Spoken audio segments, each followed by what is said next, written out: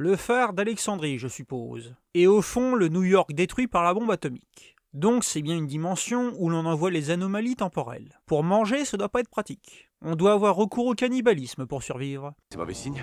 Ben, en général, c'est des maraudeurs cannibales. Ou des pirates cannibales. Délicieux. Ok, on dirait le mauvais Galactus de Marvel, le géant de gaz. Qui tire les ficelles du TVA? En fait, je l'ignore autant que toi. Pauvre juge Renslayer. Attendez. Pourquoi vous êtes remonté dans la TVA? Le décor coûtait trop cher en fond vert? La TVA est toujours pleine de monde, non?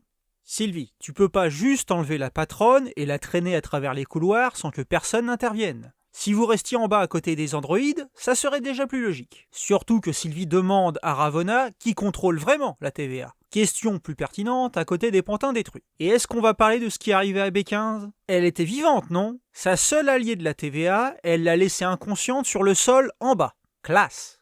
Puis elle a choisi de remonter avec un otage et n'a croisé personne dans les couloirs. Ouais, c'est toujours aussi bien écrit. L'unique raison valable que j'ai à pourquoi elle remonte dans la TVA concerne l'accès aux données. Les communications ne passent peut-être pas depuis la salle des gardiens. Seulement, c'est pas dit dans la série, c'est qu'une hypothèse. Elles se rendent dans le tribunal alors qu'on peut contacter Miss Minute n'importe où. La scène devait avoir lieu au tribunal.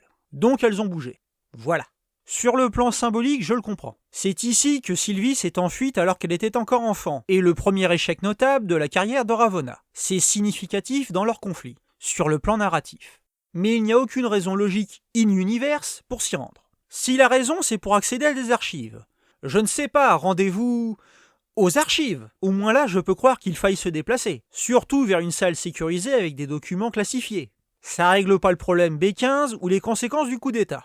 Mais on verra ça plus tard. Ensuite, si jamais Sylvie et Ravonna étaient restées dans la salle des gardiens, ça aurait posé problème pour le script. Imaginons qu'elles consultent les archives de la TVA depuis la salle des gardiens. Très bien, c'est déjà plus logique.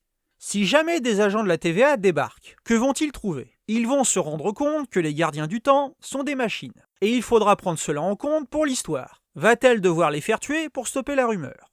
Évitons carrément la question en les faisant bouger. C'est plus simple. Elles ont quitté la salle des gardiens pour ne pas devoir expliquer la présence des robots aux agents de la TVA, car le script ne ferait pas de solution. Du coup, on change de décor. Personne ne se posera de questions. Ils tablent sur votre ignorance, et ça marche. Je dois reconnaître que sur le plan visuel, ça a de la gueule. J'aimerais suggérer une courte pause. J'ai quelques milliers de questions à poser. C'est là que le TVA balance ses ordures. Elliot s'assure que rien ne puisse repartir. Et si on provoquait un Nexus à la place? Le TVA se moque de ce qui se passe ici. Wow. Loki a pensé à l'idée de créer un Nexus pour attirer la TVA? Il n'y a pas pensé sur la Mantis, devant une mort certaine. Mais là, oui, pratique. Donc cette scène montre que nos deux Loki étaient tellement bêtes qu'ils n'y ont pas pensé sur la Mantis, ils ont choisi d'abandonner et de mourir, et le Nexus était un accident. Est-ce que le script a été relu? Car d'un épisode à l'autre, ça se contredit. Loki ne peut pas avoir l'idée géniale de créer un Nexus maintenant, mais l'avoir oublié sur la Mantis. C'est pas logique. Essayez d'avoir de la cohérence dans votre série, s'il vous plaît. Il y a que 6 épisodes, bon sang. Si vous pouviez arrêter de vous contredire. Tu laisses un enfant te donner des ordres. Fais preuve de respect envers le petit. Quel Nexus t'a amené ici, ta majesté? J'ai tué Thor. Pourquoi est-ce que vous appuyez sur le fait que le môme a tué son Thor comme si c'était impressionnant? Oui, notre Loki n'a jamais réussi à le faire. Mais pour ce que l'on sait, il n'a jamais essayé de le tuer quand ils étaient enfants non plus. Si ce Loki a tué son Thor quand ils étaient gosses, ça veut rien dire. Il a pu lui planter un couteau dans le dos ou l'empoisonner. Ça fait pas de lui un leader impressionnant. Maintenant, notre Loki est même inférieur à un gamin. Déjà, c'était mal parti dans leur relation quand Loki s'effondre comme un lâche face à une dague. C'est pas comme si t'avais combattu Sylvie en duel. Et perdu, c'est vrai. Loki pouvait pas sortir sa propre dague face au môme ou utiliser sa magie. Suite à cette humiliation, Loki rejoint l'équipe, et les hobbits traversent la comté pour se rendre dans leur planque. Vous avez vu, il y a écrit Thanos. Ouais, et on s'en fout. Ah, tous ces plats de la cafétéria gâchés. Oui, c'est bien une version de Thor. S'il peut attirer le marteau vers lui, pourquoi est-il toujours enfermé dans la jarre? C'est peut-être pas son propre marteau, ou il n'est pas assez pur de cœur. On s'en fout, c'est juste un easter egg. Passons. Les Loki arrivent dans leur planque. Un bowling saccagé. Retour à la TVA, toujours dans le tribunal. Pourquoi pas la fin des temps? Il serait impossible d'y déclencher un Nexus, et on pourrait y passer totalement inaperçu. Vous relisez vraiment pas vos scripts, hein?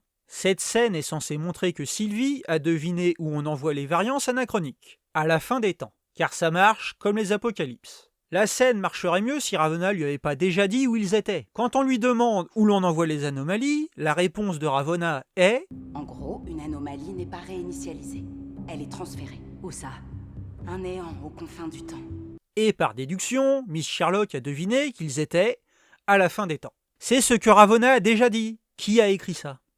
Ravonna aurait dû dire « on les envoie dans un endroit hors du temps ». Mais puisqu'elle a dit « à la fin des temps », c'est pas une révélation quand Sylvie devine qu'ils sont à la fin des temps. Relisez vos dialogues au moins. Ravonna lui donne la réponse, et ensuite Sylvie devine la réponse. Vous faites l'une ou l'autre, pas les deux. Bon sang. Pour se rendre dans le Void, les filles vont devoir s'allier et prendre un prototype de vaisseau qui peut survivre au Void. Servez-vous du vaisseau antimatière? Oui, le prototype. Ça sent l'arnaque. Pourquoi la TVA voudrait créer un tel appareil? Les gardiens veulent pas qu'on puisse sortir du Void. Du coup, c'est stupide de créer un vaisseau qui pourrait s'y rendre. Car si on peut s'y rendre, on peut s'enfuir avec. Les gardiens n'auraient jamais autorisé une telle création. Sylvie, reine de la déduction, commence aussi à avoir des doutes. C'est en réalité un stratagème pour gagner du temps. Ils n'ont pas été assez bêtes pour créer ce vaisseau. Dieu merci.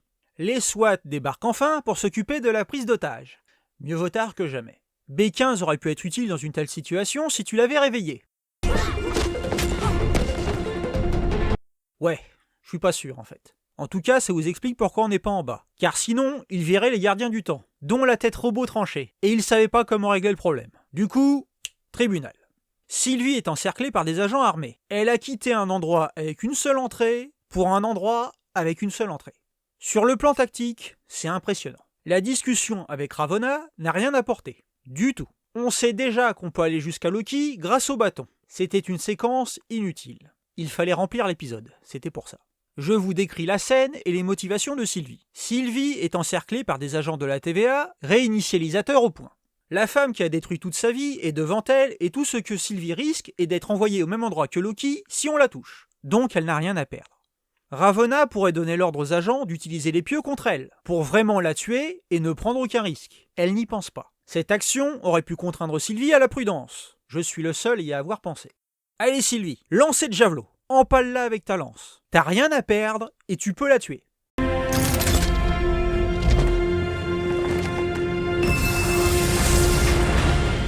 Ah, quelle idiote. T'aurais pu la tuer. Et ensuite te laisser toucher par leur bâton en duel. Tu peux gagner le combat et ensuite utiliser le bâton. Ou tu peux perdre le combat et être envoyé vers Loki quand même. Même résultat pour toi, mais tu pourrais tuer ton ennemi au passage. Décision stupide.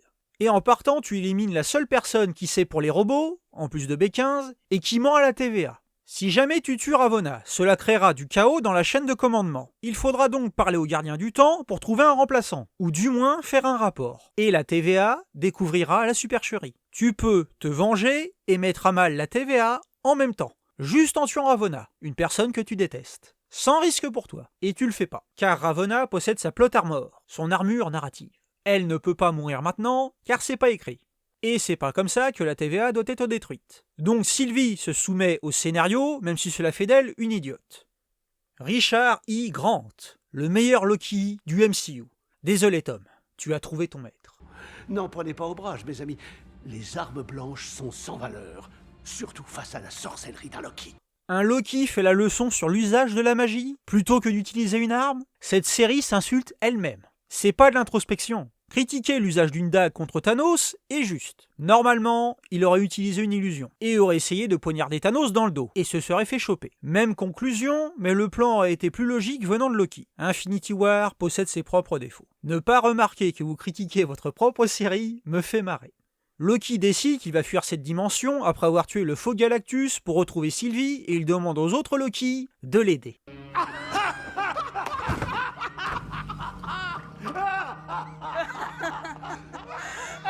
Risquer de se sacrifier pour les autres, c'est pas leur genre. Au moins ils ont gardé ça. Notre Loki se fait capturer par lui-même à la sortie de la planque. C'était rapide.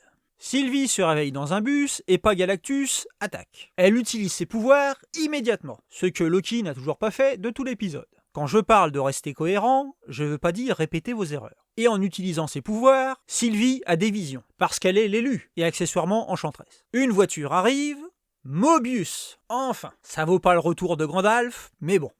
Comment Mobius a-t-il trouvé Sylvie? Suit-il le nuage pour secourir des gens? Peut-être. Mais il a complètement loupé l'arrivée de Loki. On n'aura pas de réponse. Il devait trouver Sylvie, c'était écrit. On a le droit ensuite à une scène de grand n'importe quoi chez les Loki. Nous assistons à un coup d'état. C'est une scène d'action, c'est tout ce que je peux dire. Suite à cette trahison de Loki par Loki avec la complicité de nombreux Loki, Loki s'enfuit. On a droit à un discours du meilleur des Loki, comme quoi on peut pas faire confiance à un Loki. Et même si tu essayes d'être meilleur, la TVA t'enverra ici, le fatalisme. Donc, on peut pas croire un Loki, et si un Loki est honnête, ça finit mal. J'ai bien résumé?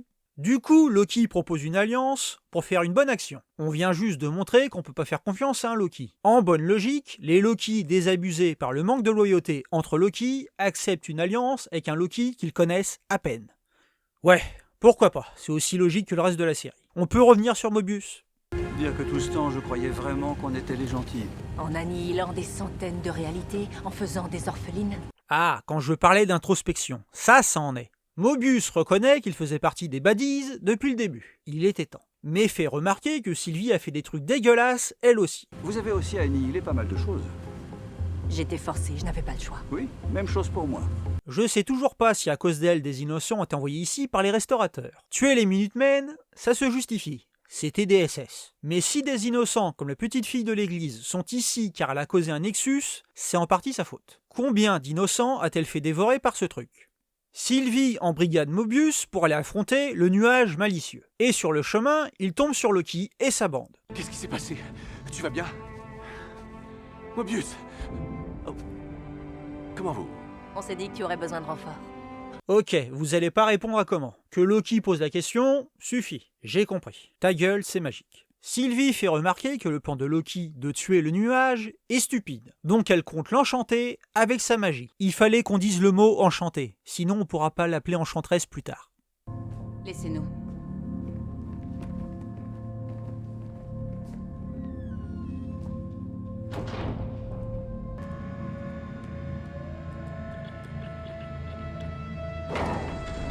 B15, enfin, quand même. Ravonna interroge B15 sur les motivations de Sylvie, qu'elle connaît déjà. Trouver Loki Démasquer le marionnettiste. et le tuer. Ensemble. Tu as été déloyal envers le TVA. Déloyal envers qui?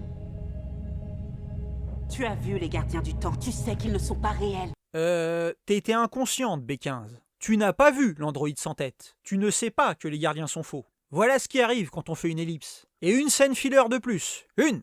Cette scène a juste répondu à ma question, où est B15, mais n'a rien offert au-delà. Et B15 n'a pas offert d'infos utiles à Ravonna. Elle n'a donc aucune raison de la garder en vie. Mais comme B15 avait déjà sa plot armor dans l'épisode précédent, je m'attends pas à ce qu'elle reste en prison. Mobius étant un naze, elle lui servira de bras armé. C'est vendu. Blabla sentimental entre nos deux tourtereaux, j'ai rien à dire, c'est mignon. Et la technique subtile où Loki fabrique une seule couverture pour que Sylvie se rapproche de lui, pas mal. Il aurait pu faire 2 couvertures. C'est plus subtil que le bâillement pour mettre le bras sur l'épaule. Loki se sert de sa magie vraiment quand c'est utile.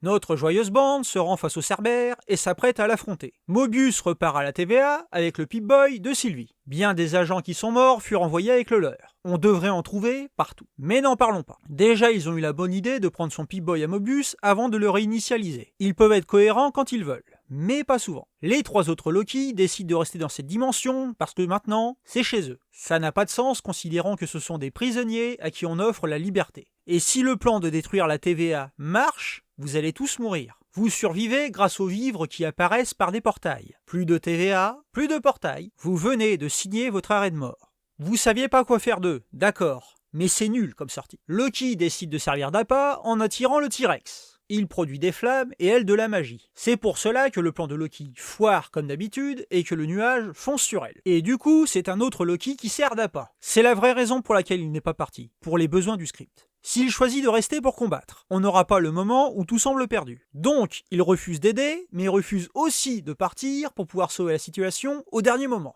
Encore un exemple de script avant logique. Oh, une illusion d'Asgard. J'espère que c'est juste car il s'agit de Loki et que vous aviez un modèle 3D en stock à réutiliser. Et pas car un Loki aurait pu créer un faux Asgard avec la jeune Sylvie. Je dis ça en passant. Nos Loki unissent leurs forces et enchantent le Cerbère. On ouvre un passage vers Castlevania. Oh, je sais, c'est Castle of Illusion de Disney.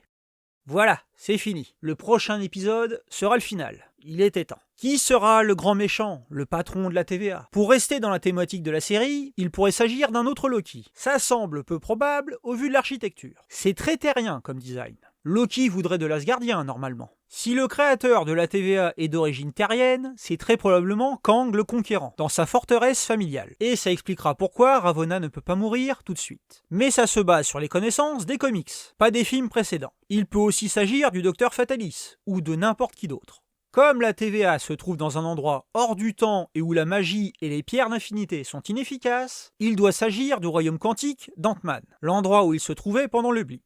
Et on a un possible spoil grâce au cast du prochain Ant-Man, Quantum Mania. Kang le Conquérant est au casting, mais il peut s'agir d'un mensonge de Marvel. Pourquoi ne pas juste l'indiquer dans Loki aussi dans ce cas? Le méchant peut être Hank Pym, ou plutôt sa femme, Janet Van Dyne. Être enfermée dans le royaume quantique a pu la changer en profondeur. Je serais pas étonné que Disney Marvel décide de faire du grand méchant une femme. Déjà, cela subvertira vos attentes. Et ensuite, ils pourront utiliser Michelle Pfeiffer comme vilaine. Osez me dire que revoir Catwoman vous intéresse pas. Kang le Conquérant est le plus logique, mais pas l'unique solution. Et la théorie sur Janet Van Dyne repose sur des événements vus dans le MCU, et pas uniquement sur les comics que bien des spectateurs ne liront jamais. Janet Van Dyne, Kang ou Fatalis. Pour l'heure, je pense qu'à ces trois-là. Mais Janet est la seule qui possède déjà un rapport au voyage temporel et le royaume quantique. Pour le prochain Ant-Man, Kang peut être un mensonge ou il pourra très bien jouer un gentil. Historiquement, Kang n'apparaît pas toujours directement comme le méchant. Soit il est encore jeune avant de mal tourner, soit il nous fera un Mysterio et prétendra combattre Janet pour sauver le monde, alors qu'il veut juste lui prendre sa place. Je pense que la piste Janet Van Dyne n'est pas à rejeter trop vite. Cela fait sens et permet d'utiliser une femme comme vilaine. M'étonnerait pas de la part de Marvel. Et on pourra introduire Kang dans le prochain Ant-Man. Mais bon, pour l'instant, tout pointe vers Kang. C'est soit une déception bien amenée par la série, ou juste c'est lui depuis le début. Nous verrons bien. Et qui sait, le grand méchant peut juste être un mec qui s'appelle Mark. Oh, hi Mark.